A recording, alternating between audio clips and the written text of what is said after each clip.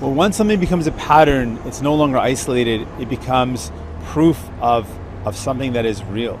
That there is some examples here that are showing that Mr. Trudeau has has beliefs towards people that they are less than, that they're less worthy, that they're to be mocked or made fun of.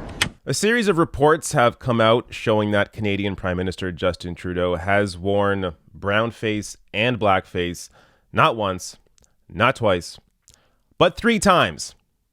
Now, what's amazing to me is that this has just come out. So, as you're going to see, this is a combination of events from the early 2000s and the 90s. But the fact that this has never come out before and these images have been out there forever, it's a little surprising to me. But let me break this down for you and show you also why this matters. Because a lot of people I know, their initial reaction will be, who cares? And a lot of that stems from the fact that we aren't taught history, or at least we aren't taught history properly. So you have to understand the historical context, especially when it comes to blackface. But first, the story.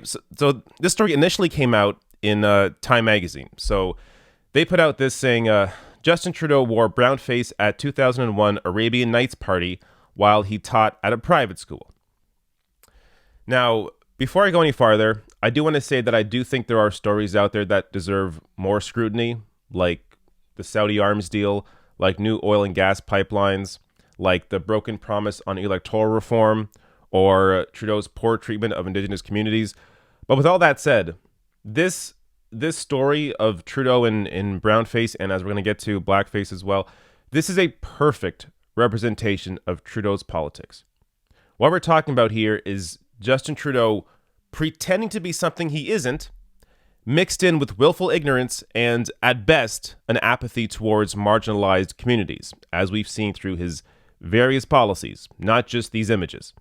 So, up first here, Trudeau did apologize. So this from CBC News.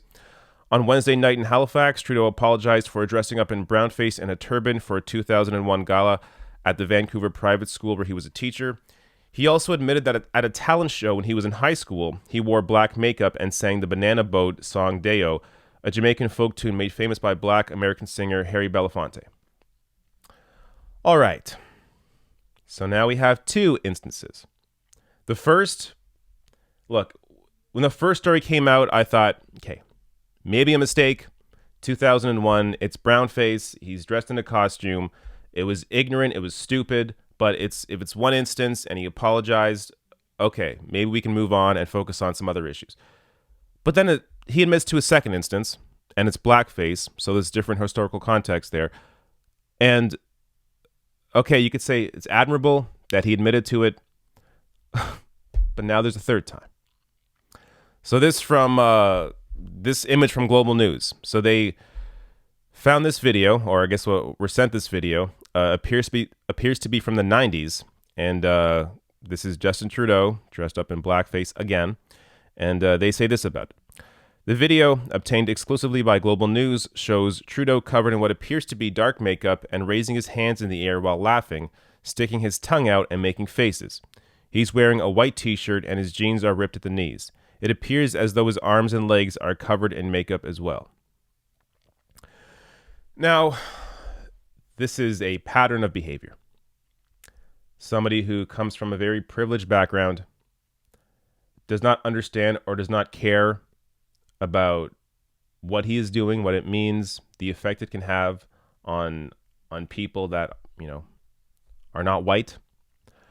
And at the same time, this is somebody who pretends to stand up for marginalized communities, has done his entire political career. But as we've seen, and as we're going to actually see from a very great, a fantastic explanation from NDP leader Jagmeet Singh in a minute, this is not just about the images. This is not just about, the past of Trudeau. This is about how he is governing as a prime minister. So, look, we have to, apart from the effect on politics, apart from the effect on the election, you could say, look, I don't even really know how much of an effect this will have on voters. I don't think conservative voters care at all. They're not going to support him anyways. Liberal supporters, I think most of them will find excuses for him. But I do think this does hurt Trudeau's ability to appeal to NDP voters. And Jagmeet Singh, I think, lays out a fantastic explanation here. It's not for me to forgive, it's for Canadians to forgive him if they choose to or not. But I have to really point out what we're seeing now is an ongoing pattern of behavior that's really going to hurt Canadians. They're going to see the Prime Minister mocking the realities that so many Canadians live with. And it is not a joke. Racism means that people are hurt physically, they're hurt mentally, they don't get the jobs that they need and want. It has hurt people in such a horrible way. It can never be something that's made light of.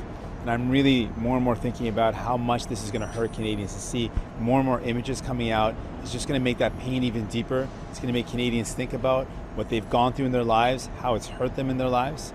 And I want folks to really know that they are valued, they are loved, they have worth. Don't let these images make you question your own self-worth. You talk about a pattern. In your mind, what is different between one instance and two or three, or this pattern as you're pointing out? Well, once something becomes a pattern, it's no longer isolated. It becomes proof of something that is real. That there is some examples here that are showing that Mr. Trudeau has beliefs towards people that they are less than, that they're less worthy, that they're to be mocked or made fun of. And the example to me that is one of the most chilling is we've seen now multiple examples of blackface and brownface, anti-black racism and racism broadly. But when he just last year, behind private doors, behind closed doors at a fundraiser, was confronted with protesters that said that their community in Grassy Narrows was being poisoned and had been poisoned with mercury for so long.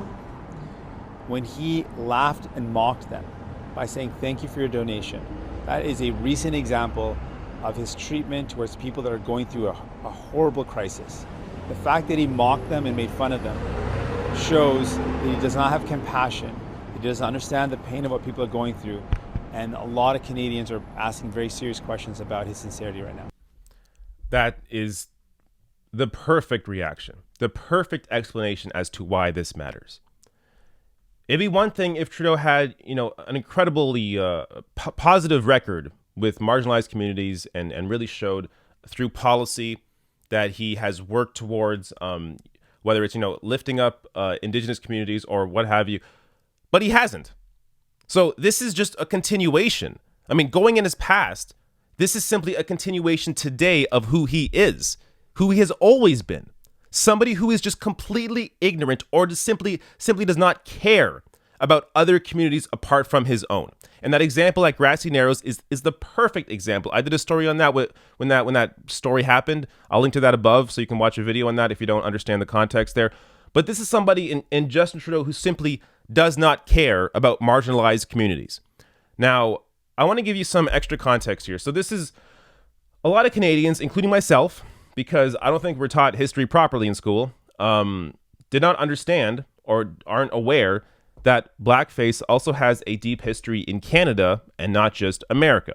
So this is from McGill University. Contrary to popular belief, blackface minstrelsy was a popular form of entertainment in Canada, much as it was in the United States. American minstrel troupes traveled frequently to perform in Canada, while Canada also had its own minstrel troupes, such as the Saskatoon Minstrels and the Ardrosian Snowflake Amateur Minstrels.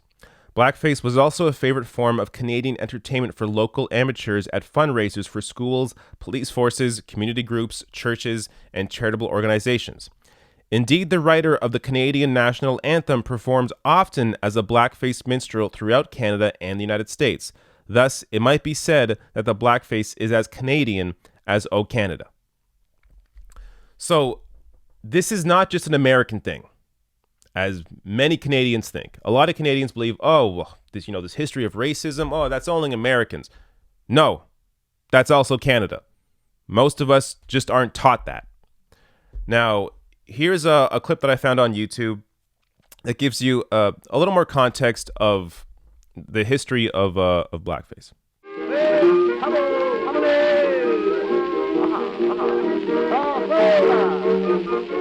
New Orleans theaters also featured minstrel music, so-called plantation songs, written by white and black songwriters, performed by whites blacked up as blacks, and sometimes in later years, by blacks blacked up as whites playing blacks. On the surface, minstrelsy seemed simply to reinforce ugly racial stereotypes.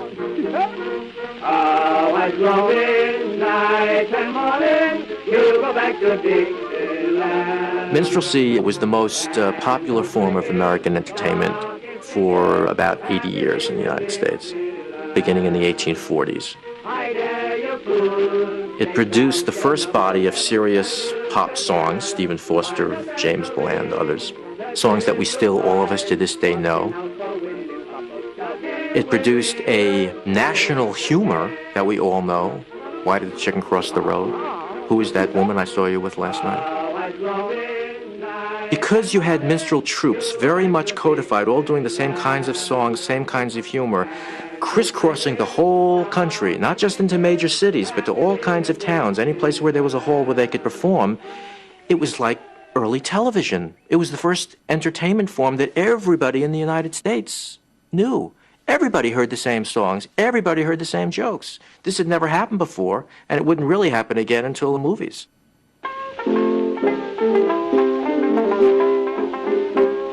Despite its overt racism, the minstrel show was a blend of lively music, knockabout comedy, and sophisticated elegance.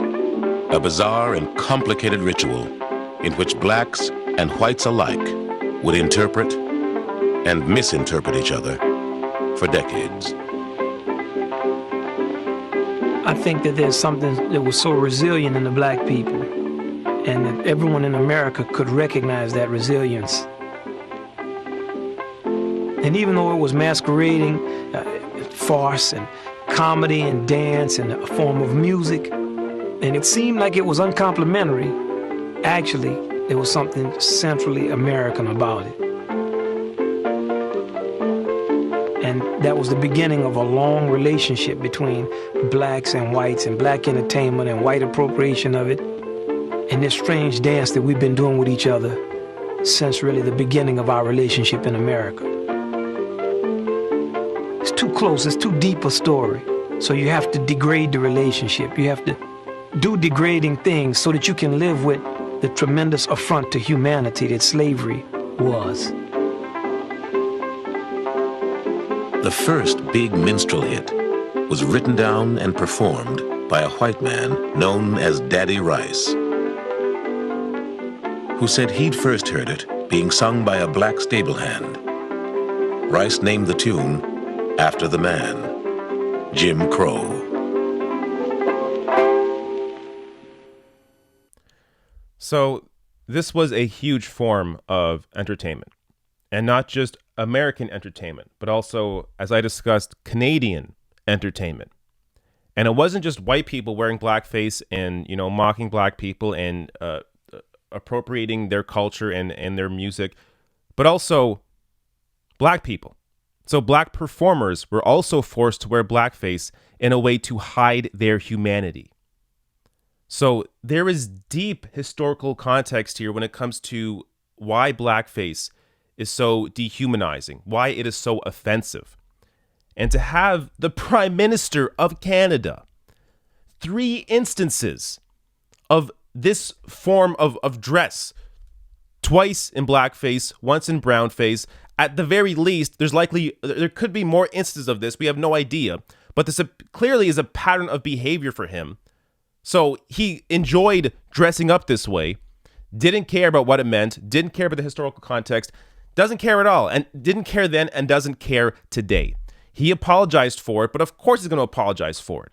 But this is somebody who has a history, a pattern of behavior, not just in terms of how he dressed back then and, dressing up like this, but also his politics. So look, I don't know what effect this will have on voters, but people need to understand that this does matter. And while I do think that his actual, what he's done as prime minister and what what the Liberals have done in power is, of course, I think, more important as it's relevant today. It's happening right now. What Trudeau did back then is just the perfect representation of who this man is. Somebody who is completely ignorant, at the very least, completely ignorant, doesn't care about marginalized communities, has total apathy towards what they've dealt with, what they're dealing with now, and his politics and his history dressing up like this showcases that.